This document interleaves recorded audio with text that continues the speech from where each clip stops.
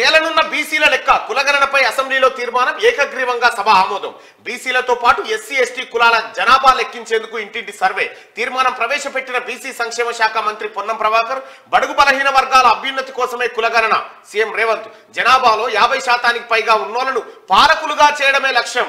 దీనిపై 0.5% ఉన్నోళ్లకు బాధ ఉండొచ్చు. గతంలో బీఆర్ఎస్ చేపట్టిన సమగ్ర కుటుంబ సర్వే వివరాలు ఏమైనాయి? ఆ రిపోర్ట్ను ఒక కుటుంబం దాచుకున్నదని ఫైర్. సర్వే పూర్తయ్యాక కులగణన బిల్లు అని చెప్పి డిప్యూటీ సీఎం బట్టి బీసీ సప్లాన్ను అమలు చేస్తామని ప్రకటన. ఇక్కడ బీసీ సమాజం అంతా గుర్తుపెట్టుకోవాల్సినటువంటిది ఒకటి చూడాలి మనం. అసెంబ్లీలో శుక్రవారం కులగణన తీర్మానం ప్రవేశపెట్టి మాట్లాడుతున్న బీసీ సంక్షేమ శాఖ మంత్రి పొన్నం ప్రభాకర్ గారు. పొన్నం ప్రభాకర్ అన్న నీకు ధన్యవాదాలన్నా. ఎందుకంటే తెలంగాణ రాష్ట్ర పోరాటంలో నీ పాత్ర ఎంత ఉందో ఈ బీసీల కులగణన వ్యవహారంలో కూడా అదే స్థాయిలో పాత్ర కనిపిస్తా ఉంది. మీరు మంత్రిగా ఉండి అది ప్రవేశపెట్టడం అది నిజంగా ధన్యం. బీసీలు ఎన్నో ఏళ్లుగా ఎదురు చూస్తున్న కులగణనకు ముందడుగు పడింది. రాష్ట్ర వ్యాప్తంగా కులగణన చేపట్టేందుకు అసెంబ్లీలో ప్రభుత్వం తీర్మానం ప్రవేశపెట్టింది. ఇందులో భాగంగా ఇంటింటి సర్వే చేపట్టి బీసీలతో పాటు ఎస్సీ ఎస్టీ జనాభాను లెక్కించనుంది. ఇప్పటి వరకు దేశంలో ఒక్క బీహార్లోనే కులగణన పూర్తయింది. ఏపీలో కులగణన జరుగుతున్నది. ఈ 2 రాష్ట్రాల తర్వాత కులగణనపై ముందడుగు వేసిన 3వ రాష్ట్రంగా తెలంగాణ నిలిచింది అనేటువంటి మాట చెప్తా ఉన్నారు. అయితే ఇక్కడ కులగణనపై అసెంబ్లీలో తీర్మానం పెట్టిరు ఏకగ్రీవంగా. దాన్ని మేము వ్యతిరేకిస్తా ఉన్నాం. ఇట్లెందుకుంటది గట్లెందుకుంటది అనే మాటే లేదు. దమ్ముంటే దీన్ని వ్యతిరేకించి చూపెట్టరు ఎవడన్నా. విపక్ష పార్టీల నుంచి ఎవడన్నా మేము వ్యతిరేకిస్తున్నామని చెప్పి రాజకీయ సమాధి అయిపోతారు కథ. అంతే చూసిరా బీసీలారా. అంటే బీసీల కులగణన చేద్దామంటే మొత్తం అందరు సైలెంట్ గా ఉండి చేయాల్సిందే అని ఏకగ్రీవంగా సప్పట్లు కొట్టే పరిస్థితి ఉందంటే బీసీల పవర్ ఏందో చూడండి. ఇక బీసీలతో పాటు ఎస్సీ ఎస్టీ కులాల జనాభా లెక్కించేందుకు ఇంటింటి సర్వే నిర్వహించబోతా ఉన్నట్టుగా ప్రభుత్వం ప్రకటించింది. తీర్మానం ప్రవేశపెట్టిన బీసీ సంక్షేమ శాఖ మంత్రి పొన్నం ప్రభాకర్. ఇక్కడ ఇంక కీలకమైంది బడుగు బలహీన వర్గాల అభ్యున్నతి కోసమే కులగణన. ఇప్పుడు ₹1 ఒకరికి పంచాలంటే ₹1 ఇప్పుడు పెళ్లికి ఎంతమంది వస్తారంటే పెళ్లికి 1000 మంది వస్తారు. 1000 మందికి ఎంతో వంట చేయాలి, ఎన్ని ఆటలు పోయాలి, ఎన్ని ఫంక్షన్ హాల్ ఎట్లుండాలి, ఈ లెక్కలు ఉంటాయి కదా. మరి ఆ 1000 మంది లెక్క తేలాలి కదా. ఇప్పుడు తెలంగాణ రాష్ట్రంలో ఉన్నటువంటి బడుగు బలహీన వర్గాలకు ఎంత బడ్జెట్ కేటాయించాలంటే ఆ లెక్క తెలవాలి కదా. ఆ లెక్క ఇప్పటిదాకా తెలవకుండా దాచిపెట్టిరు. ఇప్పుడు ఆ లెక్క బయటికి తీసుకురాబోతుంది తెలంగాణ ప్రభుత్వం గౌరవ ముఖ్యమంత్రి రేవంత్ రెడ్డి గారి సారథ్యంలో. జనాభాలో 50% పైగా ఉన్నోళ్లను పాలకులుగా చేయడమే లక్ష్యం. జనాభాలో ఎంత శాతం ఉన్నారు? 100% పైగా ఉన్నారు బీసీలు. వాళ్ళకు అంటే పరిపాలన చేసేతగానే అవకాశాలు రాక జనాభాలో 50% పైగా ఉన్నోళ్లను పాలకులుగా చేయడమే లక్ష్యం. ఇది చాలా కీలకమైన వర్డు. ప్రజలంతా దీంట్లో చాలా పెద్ద అర్థం ఉంది. దీనిపై 0.5% ఉన్నోళ్ళకి బాధ ఉండొచ్చు. 0.5% ఎవరున్నారు? అదే కేసీఆర్. గతంలో బీఆర్ఎస్ చేపట్టిన సమగ్ర కుటుంబ సర్వే వివరాలు ఏమైపోయినాయి? సమగ్ర కుటుంబ సర్వే గతంలో కేసీఆర్ చేసిండు. బొంబాయికి వెళ్ళి సూరత్కి వెళ్ళి బాంబు ఎక్కడెక్కడికి వెళ్ళి వచ్చిరు. అగో జనాభా లెక్కలు తీస్తున్నాడ కేసీఆర్. సమగ్ర కుటుంబ సర్వే ఒకే రోజుల ఖతం చేయాలన్నట. లెక్కలు బయటికి రావన్నట. లేకపోతే చచ్చిపోయినట్టు లెక్క. ఇట్లా రకరకాలుగా కోళ్ళు కొంకనక్కలు సైకిళ్ళని గడియారాలని లెక్కలన్నీ రాసుకొని పోయి ఎవరిది ఏ కులం అనే కాడి నుంచి రాసుకొని పోయి లెక్కలు బయటికి రానియలే కేసీఆర్. తీసుకొని జైలు పెట్టుకున్నాడు. లెక్కలు బయటికి రానియలే. ఎందుకు రానియలే లెక్కలు? ఎందుకు రానియలేదంటే తెలంగాణ రాష్ట్రంలో ముదిరాజులు 50 లక్షల మంది ఉంటే మరి 50 లక్షల మంది ఉన్నారు ముదిరాజులు అని కేసీఆర్ చెప్పిండు అనుకో. 50 లక్షల మంది మేముంటే నువ్వెట్లా సీఎం అవుతావురా అని చెప్పి కేసీఆర్ ను ప్రశ్నిస్తారు కదా. అందుకోసం రానియలే. అందుకోసం ఈ లెక్కలు దాచిపెట్టిండు కేసీఆర్. ఇప్పుడు ఆ లెక్కలు పక్కాగా రాహుల్ గాంధీ గారి నిర్ణయం. అది కేంద్రం ఏదైతే సోనియా గాంధీ, ఆ తర్వాత మల్లికార్జున ఖర్గే, ఆ తర్వాత మిగతా నాయకత్వం అంతా కులగణన చేయాలి. ఈ బడుగు బలహీన వర్గాల ప్రజల్ని ఖచ్చితంగా రాజకీయ చైతన్యవంతులను చేయాలని తీసుకున్న నిర్ణయంలో భాగం. కేసీఆర్ ఈ లెక్కలు ఎందుకు బయటపెట్టలే? నీవు ఇవాళ అసెంబ్లీలో ఏకగ్రీవంగా మేము కూడా తీర్మానాన్ని ఆమోదిస్తున్నాము, మేము కూడా మద్దతు ప్రకటిస్తున్నామని చెప్పి నీ సమగ్ర కుటుంబ సర్వే వివరాలు బయటపెట్టి కేసీఆర్ చూద్దాం. నువ్వు చేసి దాచిపెట్టినావు కదా, అది ఆ లెక్కలు బయటపెట్టి చూద్దాం. దీనిపై 0.5% ఉన్న వాళ్ళకి బాధ ఉండొచ్చు. ఎందుకంటే ఇవి బయట పెడితే కేసీఆర్ కో బాధ. బీసీల లెక్కలు బయటకు వస్తే ఇప్పుడు కేసీఆర్ కో బాధ, ఇక మంది అంతా వాళ్ళే ఉన్న తర్వాత మనం ముఖ్యమంత్రులం ఎట్లయితాంరా అని వాళ్ళకు పంచాయతీ అవుతుంది. ఇప్పుడు గతంలో బీఆర్ఎస్ చేపట్టిన సమగ్ర కుటుంబ సర్వే వివరాలు ఏమైనాయి అంటే దాచిపెట్టిండు. సర్వే పూర్తయిన తర్వాత కులగణన పైన బిల్లు పెడతామని చెప్పి డిప్యూటీ సీఎం భట్టి విక్రమార్క గారు చెప్పారు. బీసీ సప్లాన్ను అమలు చేస్తామని ప్రకటించారు. బీసీ సమాజమా, బీసీ ప్రజలారా, దీన్ని లైమ్ లైట్ లో ఉంచాల్సిందే. గత బీఆర్ఎస్ సర్కార్ హయాంలో సమగ్ర కుటుంబ సర్వే నిర్వహించారు, కానీ ఆ వివరాలు ఇప్పటికి బయట పెట్టలేదు. 10 ఏళ్లు ఎందుకు దాచిపెట్టారు? ఆ లెక్కలు పబ్లిక్ డొమైన్ లో అందుబాటులో ఉంచలేదు, కానీ ఆ రిపోర్టు ఒక కుటుంబానికి మాత్రం అందుబాటులో ఉంది.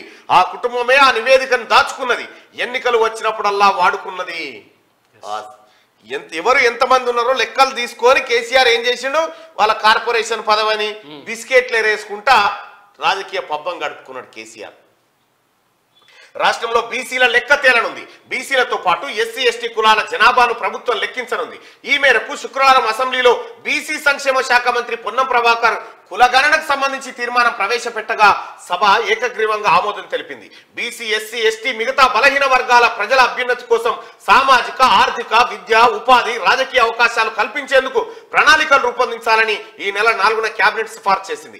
ఈ మేరకు రాష్ట్ర వ్యాప్తంగా కులగణన నిర్వహించాలని, ఇందుకోసం సమగ్ర ఇంటింటి కుటుంబ సర్వే చేపట్టాలని నిర్ణయించాం. ఇందులో భాగంగా సామాజిక, ఆర్థిక, విద్య, ఉపాధి, రాజకీయ అంశాలపైన సర్వే ఉంటుంది అని తీర్మానంలో ప్రభుత్వం పేర్కొంది. అయితే ఇక్కడ బీసీ, ఎస్సీ, ఎస్టీలది ఎట్లాగైతే లెక్క పెడుతారో మిగతా వాళ్ళది కూడా లెక్క పెట్టుకుంటూ పని అయిపోతుంది.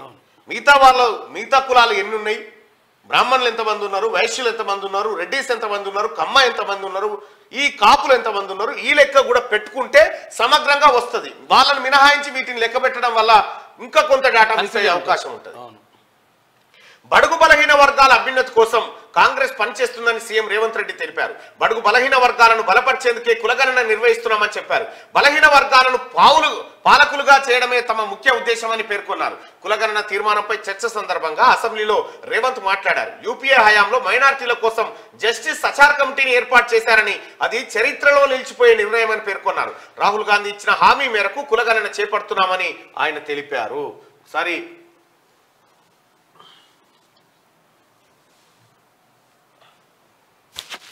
అండగా నిలబడాలన్న ఆలోచనతోనే మా నాయకుడు, పార్లమెంట్ సభ్యుడు రాజీవ్ గాంధీ గారు వారసుడుగా రాహుల్ గాంధీ గారు ఏదైతే మాట ఇచ్చిండ్రో ఆ మాటను నిలబెట్టడానికి ఈరోజు ఈ ప్రభుత్వం పూర్తి స్థాయిలో ప్రయత్నం చేస్తుంది. అందుకే ఈరోజు ఏ విధంగా అయితే సచార్ కమిటీ ద్వారా మైనారిటీ వర్గాలకు మేలు జరగడానికి నిర్ణయాలు తీసుకున్నామో, ఈరోజు కూడా ఈ సభలో శాస్త్రీయ పరంగా ఒక అంచనా, సమగ్ర ప్రణాళికలు, విధానాలను రూపొందిస్తాం. ఇందులో మరి ఎందుకు మా సభ్యులకు, లేకపోతే సీనియర్ శాసనసభ్యులు, మంత్రిగా వారికి సుదీర్ఘమైన అనుభవం ఉంది, కడియం శ్రీహరి గారు, వారి అనుభవాన్ని ఉపయోగించి ప్రభుత్వానికి ఏమైనా సూచన చేసినా, ఇది సమగ్ర కుటుంబ సర్వే కులగణన చేపట్టాలని మా నాయకుడు రాహుల్ గాంధీ గారి నిర్ణయం, ఆ నిర్ణయాన్ని ఇక్కడ అమలు చేయబోతున్నాం అని చెప్పి ముఖ్యమంత్రి గారు చెప్పడం జరిగింది. దీన్నే అసెంబ్లీలో ప్రవేశపెట్టడం జరిగింది. ప్రభుత్వ తీర్మానాన్ని ప్రవేశపెడుతున్నాను. Resolution moved. I request to the minister to explain the aims and objects of the resolution. So ప్రభుత్వ తీర్మానము వెనుకబడిన తరగతుల, షెడ్యూల్ కులాల, షెడ్యూల్ తెగల మరియు మిగతా బలహీన వర్గాలకు చెందిన ప్రజల అభ్యున్నతి నిమిత్తం వివిధ సామాజిక, ఆర్థిక, విద్యాపరమైన, ఉపాధి, రాజకీయ అవకాశాలు, ప్రణాళికలను రూపొందించి అమలుపరిచేలా తెలంగాణ మంత్రివర్గం తేదీ 4/2/2024 తేదీన చేసిన సిఫార్సు మేరకు తెలంగాణ రాష్ట్రమంతటా సామాజిక, ఆర్థిక, విద్యాపరమైన, ఉపాధి, రాజకీయ కుల సర్వే, కులగణన, ఒక సమగ్ర ఇంటింటి కుటుంబ సర్వేను చేపట్టాలని ఈ సభ ఏకగ్రీవంగా తీర్మానిస్తుందని ఆశిస్తాను. అలా సభలో ప్రవేశపెట్టడం జరిగింది. Now the discussion on government resolution. దీనికి సంబంధించి ఒక తీర్మానం, ఒక టీంను అధ్యక్ష ధన్యవాదాలు. ముందుగా గౌరవ సభ్యులందరికీ ఈ యొక్క తీర్మానానికి సంబంధించినటువంటి విషయాన్ని చెప్పేటువంటి ఒక ప్రయత్నం చేస్తాను. ఈ యొక్క అపూర్వ ఘట్టంగా భావిస్తున్నాను నా జీవితంలో. ఎందుకంటే విద్యార్థి దశ నుంచి ఒక బలహీన వర్గాల రాజకీయం నుంచి వచ్చినటువంటి వ్యక్తిగా ఈరోజు మా నాయకుడు కూడా రాహుల్ గాంధీ గారు ఈ యొక్క అంశం మీద అనేక సందర్భాల్లో చెప్తున్నటువంటి దాని ప్రకారంగా ఈరోజు ఈ తీర్మానం అందరి సంక్షేమానికి సంబంధించి ఉపయోగపడే విధంగా ఒక సమాచారాన్ని తీసుకొని ముందుకు పోయేటువంటి ఒక ఆలోచనతో ఈ కార్యక్రమం చేస్తున్నాం. ఇది మరి గౌరవ ముఖ్యమంత్రి గారి, మిగతా ఉప ముఖ్యమంత్రి గారి, మంత్రులందరూ, శాసనసభ్యులందరూ కలిపి ఒక మంత్రివర్గ తీర్మానం తీసుకున్నది. ఇది జనాభా గణన లేదా కులగణన అనేది కేంద్ర ప్రభుత్వ పరిధిలోదైనా ఆయా అవసరాలకు అనుగుణంగా రాష్ట్ర ప్రభుత్వాలు సర్వేలను చేపట్టేటువంటి కార్యక్రమం జరుగుతుంది. కాబట్టి ఈ యొక్క కార్యక్రమం ఈరోజు తీసుకుంది. గతంలో మన్మోహన్ సింగ్ గారి ప్రభుత్వం 2011లో చేసి అప్పటికి కూడా దాని తర్వాత జరిగిన మొత్తానికి అసెంబ్లీలో తీర్మానాన్ని ప్రవేశపెట్టిన పొన్నం ప్రభాకర్ అన్న ఆ విధంగా ప్రభుత్వం అంటే శాసనసభ కూడా ఏకగ్రీవంగా దాన్ని ఆమోదించింది. ఇదొక శుభదినం. ఇవాళ నిజంగా చాలా సంతోషంగా ఉంది ఆ తీర్మానాన్ని ప్రవేశపెట్టడం.